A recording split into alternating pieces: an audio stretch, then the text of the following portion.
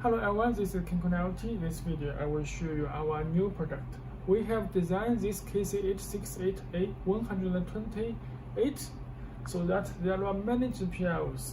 This is a crazy board because I think you can only find this board on the market that based on the ESP32 have so much GPIOs that have 128 channel of digital input and 128 channel of output, so that totally you will have 256 channel of GPIOs. So that will be enough for you to use for home automation DIY. The whole house will use this board for any input and output. And this board also supports write code by the Arduino IDE and also support the Home Assistant by the ESPHome, because last week this board not supported by Home Assistant, but this week the Home Assistant have new update that will support this A128 board, so that's very lucky. I have tested with the Home Assistant, and later I will let's look at the hardware details and how it works with the Home Assistant. Okay, let's begin. Okay, let's look at this board. You can see here is the PCB board that is in front side, and here you can see also have many components on the back side. So that's very huge. You can see here, and we can see the size. You can see the size.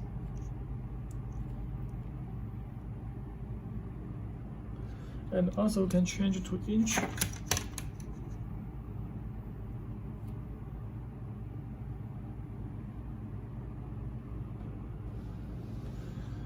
And let's look at this size.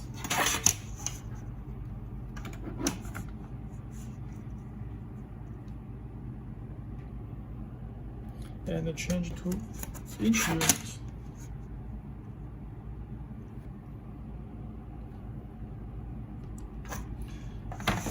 And how this whole fits.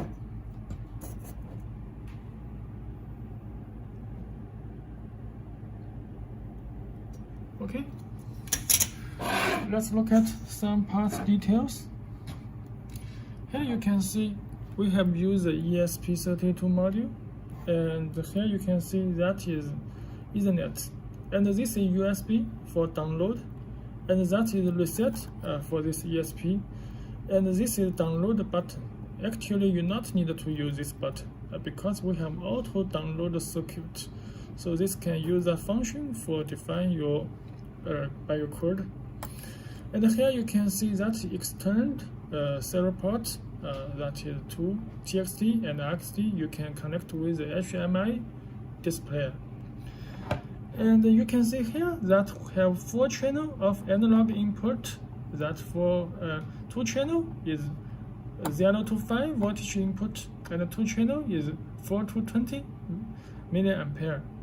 For analog sensor, that is, this is to ground, and this is for RS485 for Modbus for long distance use, and this is power supply, that is DC 12 volt power supply, or also you can use the 24 volt of the power supply.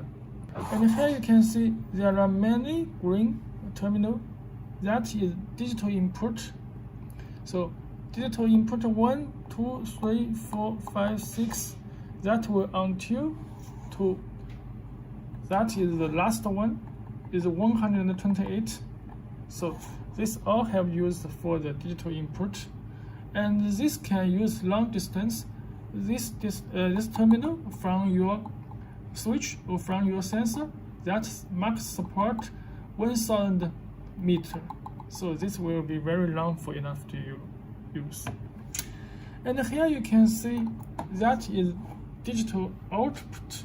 You can see this have output, and this is output 1, 2, 3, 4, 5, 6, 7 until 64 output, and this began 65 output, and until to 128 output.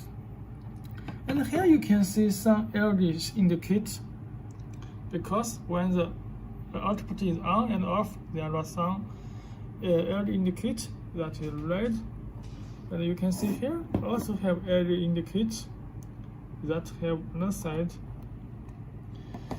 So this is for digital output, and here you can see the two white sockets. That is I2C bus. This bus 1 and this bus 2. So you can use I2C device for extend. This extend for temperature sensor or humidity sensor or some I2C device. Okay, this is the board hardware, and look at the back. You can see also have many components. Okay, you can see. If you want to install this board on the DIN rail, so you can see this class fictic. This is the shoe I have installed on the shoe. This shoe will also support install on the DIN rail, just like this, so that you can install on the power distribution box. So this is the back, and this is the in front and the ground. So you can see this is the board, and this is the board with the shoe. Okay, next we will install this board to our power distribution box and work with the Home Assistant. Okay, let's look at how to integrate this A128 integrate to Home Assistant. You can see here we have used this KC868 server that have installed the Raspberry Pi inside, so that I have also installed the Home Assistant inside of it. That is A16 board. So this time with our Home Assistant, you can use this relay output and relay output, and also we can integrate this board on the Home Assistant. And then let's first we look at how this wire. You can see this is the power supply. I have used a 12-volt power supply, and this is the network cable that I have connected with my load, or you can use to connect to your switch. And you can see the 12-volt. I also have used connect with this every 8 channels first terminal that have the power supply for every 8 channel, so that you can use this such as this for 12 volt, so that every channel output will have 12 volt when it's on. And also you can use this for 24 volt, so that every channel output will have a 24 volt when turned on. Because every 8 channel have independently the power supply, so that if you use this 12, and this 8 channel will output 12. And if you use this for 24 volt, and this output channel will be 24 volt.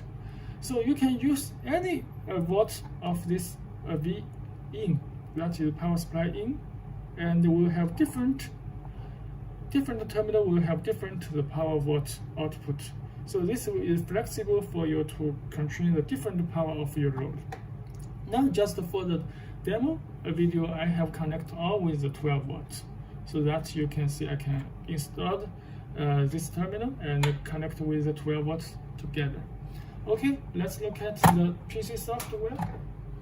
Here we can see this is the Home Assistant dashboard. This dashboard we have created for many boards. You can see I can turn on this output 1, 2, that is controlled by this server, and this relay, this contact 3, 4 is this relay. I can also, you can see this A16 channel, that is for 1 and 2, 3, 4. So this I can turn on or on and or off for A16, and this I can turn on and or on and off for this board. Now I can use this new board. You can see I can create this dashboard. You can see that is for AI and that is for E16S. And this time I have created for 128 channel. You can see here that is the input, light 1. I can scroll and until 128. You can see I can turn on 1, that is on, and 2 and 3. And you can see I can also, you can see I can turn on. That is very beautiful. Okay, you can see here is on. Okay, now you can see the 128 channel output is all on. And now I can turn off. You can see I can click this off. And you can see the board, every channel will become off. And also you can see I can turn on. You can see this is my screen. Screen is all off, all on. And turn off. And my screen is all off. So there are so much output. Okay, let's test off the digital input. I can use Y and short for digital input 1. You can see this is ground. And this is channel 1 of digital input. You can see in Home Assistant, that is on. You can see this is input 1 is on. And I short for this is number 2. You can see this is number 2.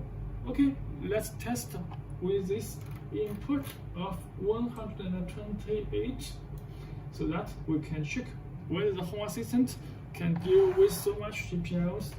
So this is 128. At here, you can see this is ground, and this hole is 128. You can see when I short for this, that is on. So it's perfect. The Home Assistant can work with this board. Okay, this is for input and output. And also there are some analog input you can integrate to Home Assistant. And if you want to integrate this board to Home Assistant, you can see in our form we have post the config file. You can click this, and you will find the A128 board that the GPIO pin defines. You can see which pin have used and which pin used for I2C. And also you can see the config file we have uploaded. You can just use it directly. You can see you can download this config file. That is a YAML file. Oh, that is very long. So you can just download and copy and paste it directly to use. And also you can see our board is open source. So if you want to use the schematic, you can see here. This is schematic. You can just click and you can check with this circuit. That is all details because this A series board is open source. Okay, and here you can see our PCB design. You can see this is 3D version, and you can see this board, and you can see this is back and in front.